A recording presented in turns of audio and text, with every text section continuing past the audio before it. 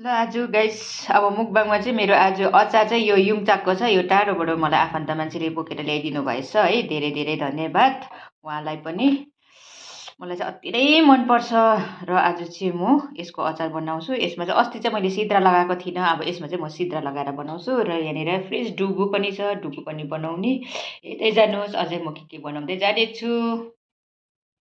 अब मैले यहाँनिर बोइल पनि गर्दैछु। अब यसलाई 5 मिनट पकाउँछु।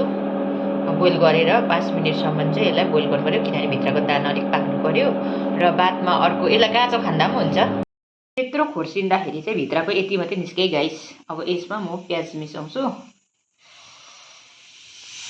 यो च्यानल चाहिँ रेसिपीको त होइन, र पनि आज युङचाको अचार चाहिँ साथीहरूले बेसी सोधेर चाहिँ मैले यो देखाउँदैछु। लु अलरेडी आलु उसिनिसकेँ र आलु उसिनेमा चाहिँ म यो अघिको युङचाक चाहिँ यो चाहिँ अब यसमा मिक्स गर्छु हो। यसमा चाहिँ म मिक्स गरेँ गाइस। त्यहाँदेखि पछि बादमा यो मैले प्याज लगाउँदैछु। तपाईँहरूले पनि यसरी नै प्याज लगाउनुहोस्। त्यहाँदेखि बादमा चाहिँ प्याज लगाइसकेपछि धनियाँ एड गर्नुहोस्। अब जति अब अहिले मुस्दाखेरि अलिक कम्ती भयो भने फेरि थप्दा हुन्छ।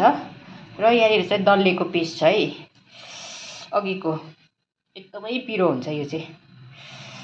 डल्लेको पेस्ट पनि लगाएँ। अब सिद्रा चाहिँ खराउँदैछु यहाँनिर होइन, तेलमा सिद्रा पनि खराइसकेँ। र यो सिद्रा चाहिँ मैले हजुरहरूकोमा लामो छ भने चाहिँ लामो खालको सिद्रा पनि लाउनु सक्नुहुन्छ।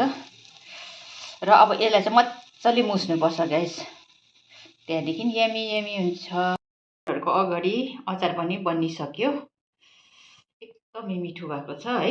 र कतिजनाले चाहिँ सिद्रा एड गर्दैन भने नगर्दा पनि हुन्छ, किनभने सिद्रा कतिजनाले मन पराउँदैन है।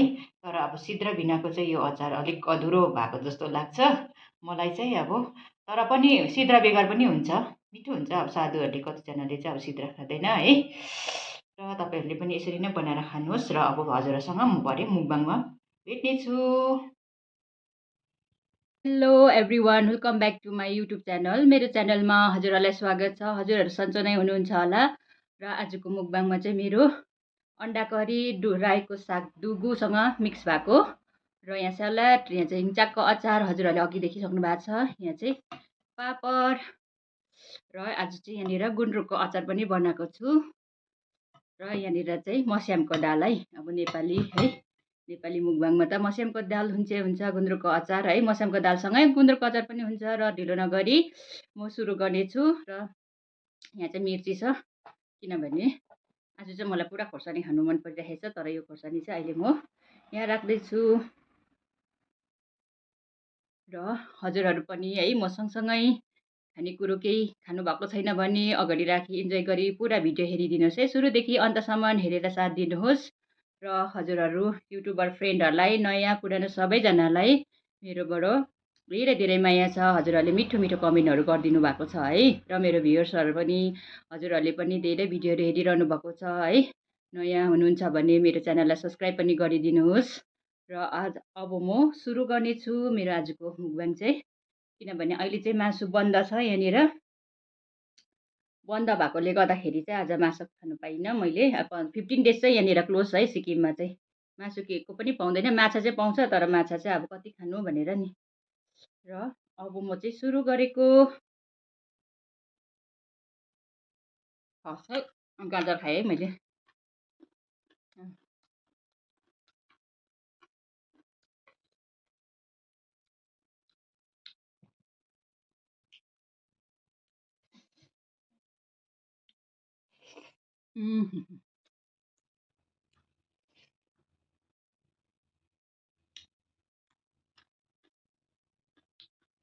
आज चाहिँ चिकन खानु पर्यो भनेको त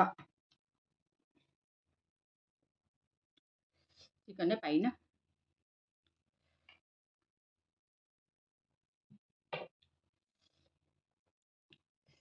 यो अचार छ भने त मासु पनि पाइँदैन।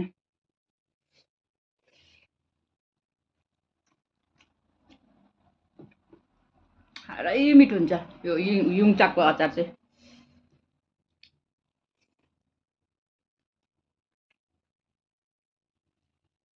मलाई चाहिँ पुरा मनपर्छ। यत्रो बेसी खाना ल्याएको छु आज खाइसक्छु कि सक्दिनँ। सुरुदेखि अन्तसम्म हेरिदिनुहोस् गाइस।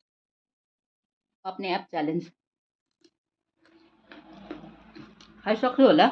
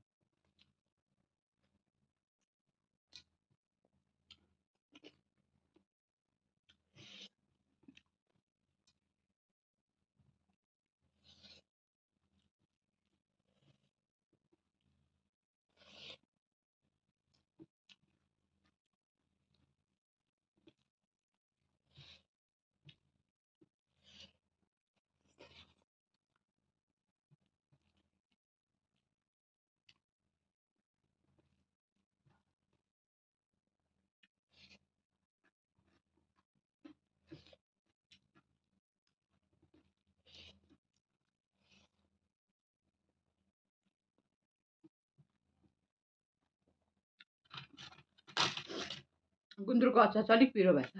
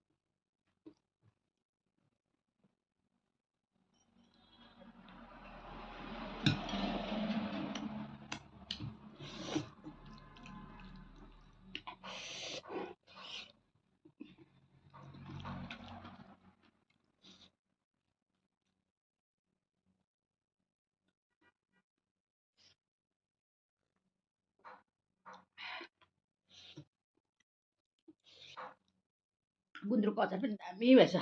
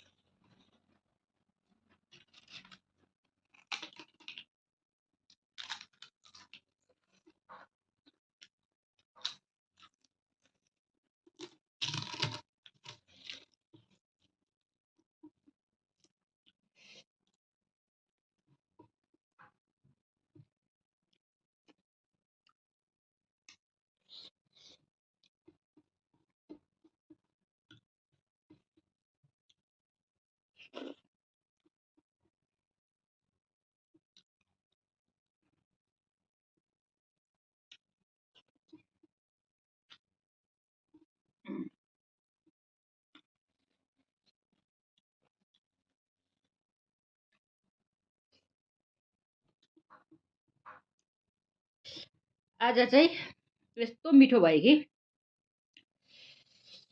गुन्द्रुकको अचार पनि यति साह्रो मिठो। यङचक यो छ भने त मलाई अरू सब्जीहरू पनि चाहिँदैन खास चाहिँ।